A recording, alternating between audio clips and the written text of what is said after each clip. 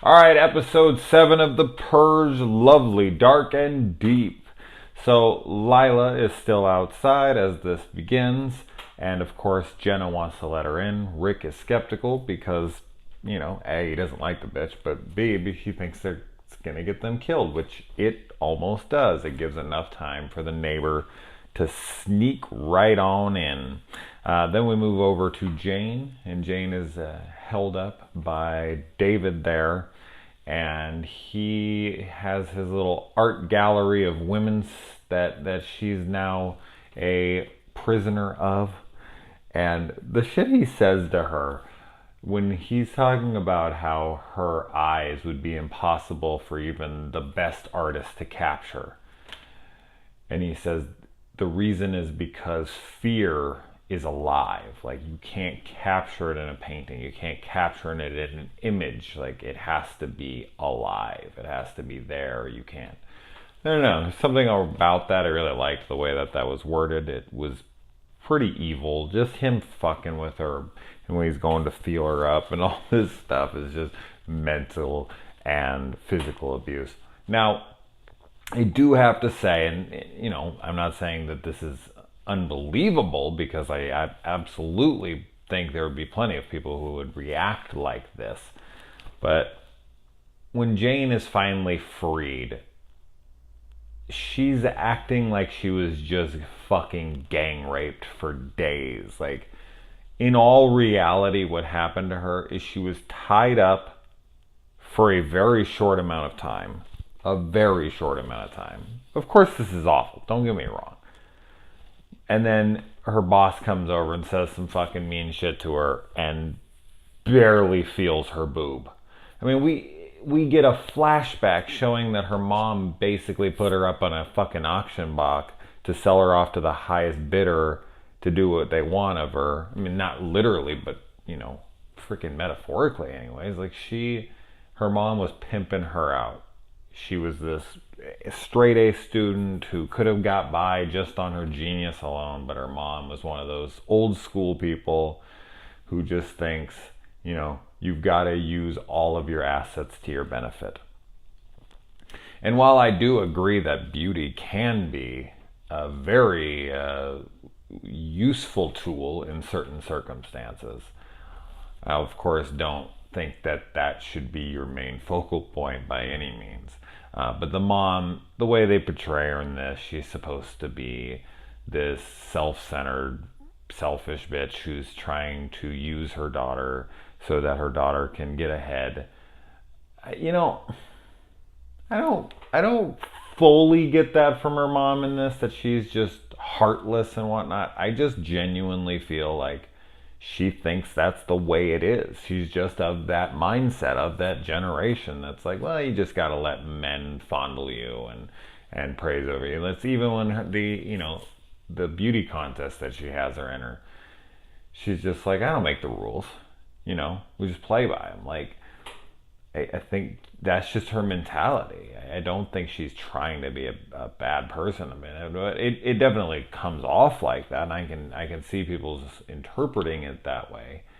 But I just think her mom is of an old mind, and a lot of people used to think like that, and the newer generation, luckily and thankfully, are starting to steer away from that, being, not all of them by any means, but anyway. All right, I'm rambling, but you know what I'm getting at. But yeah, just having Joe come in there and just kind of clean house was awesome. I wish that this show was a little more graphic. I love that all these shows that I'm watching now are able to say the F word. It's so nice. It is so authentic. It's so real.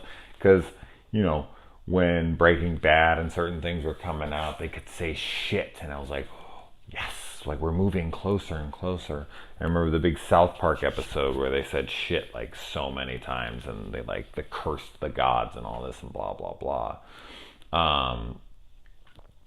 But it's very nice that, and I've always been that person. I personally couldn't give a shit about curse words. I don't see the big hubbub about them in the slightest. But what's the difference between shit and fuck? People put fuck up on a pedestal like it's such a, Anyway, okay, I'm getting off that point. of the show, but I love that this show, being on USA, is able to say fuck. It's nice because in these situations, people would curse a lot. So Lila's acting in that scene where she's recounting what happened and how she escaped, I thought it was excellent. Which is funny because it ends up kind of not being fully the truth. And that makes her also a good actress in that universe as well as our own.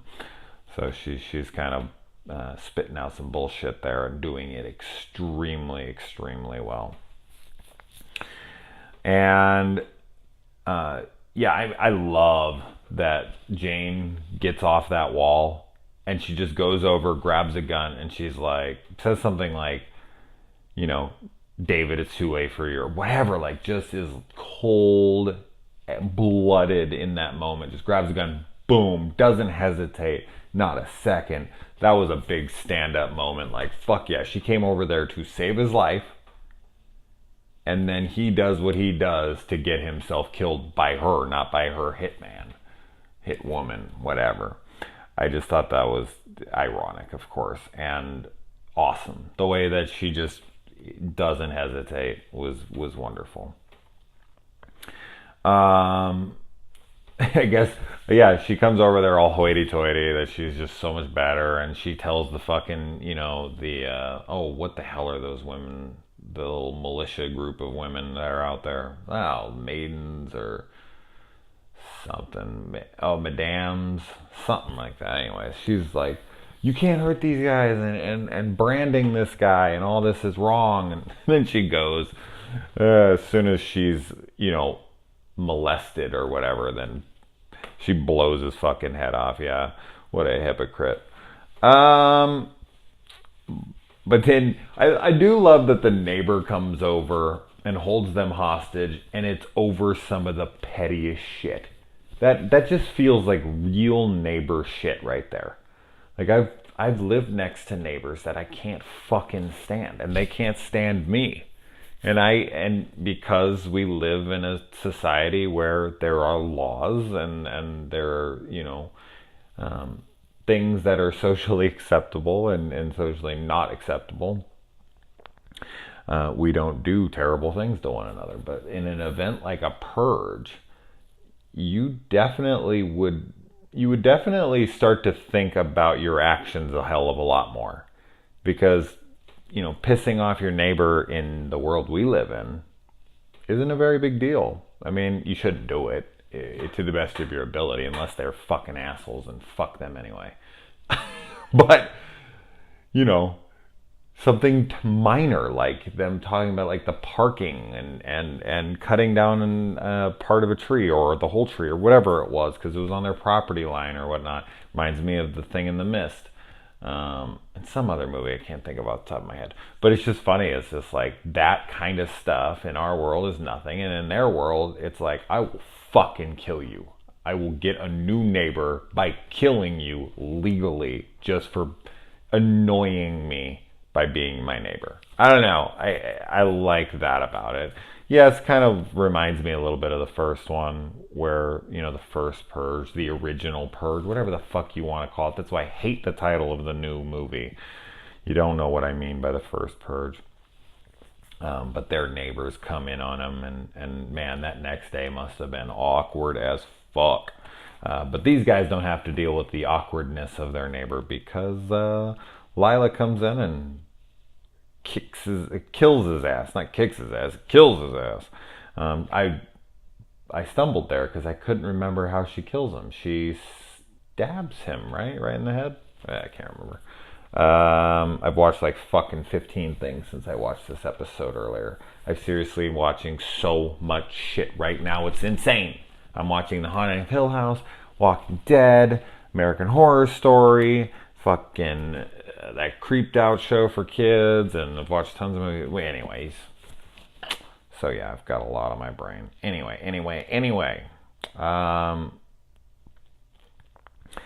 I like when Miguel and Penelope are out there, and she gets caught in this trap, and she's like telling him, "Run, go, run away, leave. And he's like, I can fix this. I can fix this. And he's like pulling the rope down. He's getting his gun. And that's just such a me thing to do. Like, no matter what happens, no matter how many fuck-ups are going on, no matter how many things look like it's this daunting, impossible task, whatever, I'm always the one in the middle, like, I can fix it. I can do this. Like, that's how I get with projects. That's how I get with everything. It's like, I never want to hand something over to someone. I'm a very stubborn prick in that way.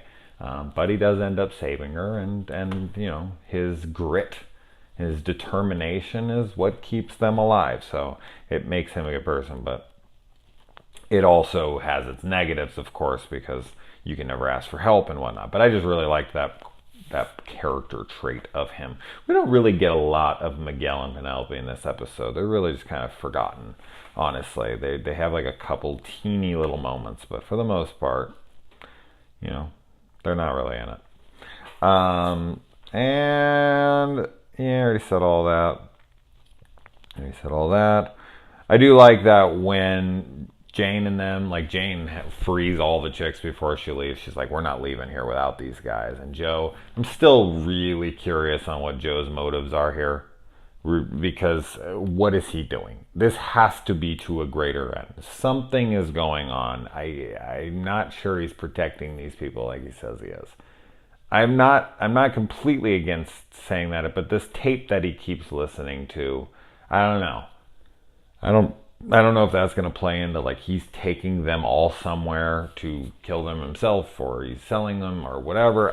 I don't know, but I'm not 100% with Joe yet. We shall see. But I did like how when they leave David's little house there, that she had that chick who was playing along with all the guys call the ladies, the madames, or whatever the hell they're called, calls them, and as they're pulling away, their freaking RV is pulling up to just clean house. All the rest of those guys are probably getting branded at the, like, you know, at the best. That's the best they could hope for, is to be branded.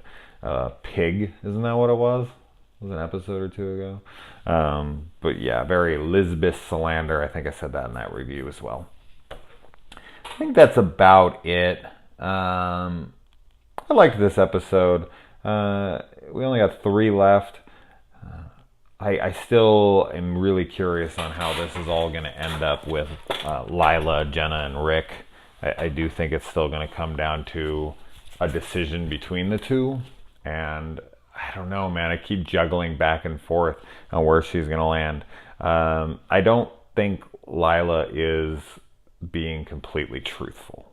I think that there's something off. She admits that it's her dad and she left him behind and all this shit. But I don't know. I don't trust her. And I think that when it really comes down to it, she's going to realize that Lila's the wrong one and that she has a baby with this. I think I've already said this, but I think she's going to realize that Rick impregnated her, that they have a family together, that that's what she really needs in her life. And Lila is just a pipe dream. She's just this fantasy that's never going to come to fruition. It's never going to become a reality, something that's tangible, something that is real. It's just all a fantasy with her. But anyway, all right, let's wrap this up. But what are you guys thinking? If you're still watching at this point, I would guess that you're going to finish it like I am. I'm enjoying it. I think it was slow to start. But it's built up fairly nice. I do wish the production value was a little higher. I wish the action sequences and stuff like that were better. I feel like some gore, some violence, but the Purge franchise isn't really filled with a lot of it, which is kind of a shame because this is like the ultimate franchise to throw in limitless amounts of gore.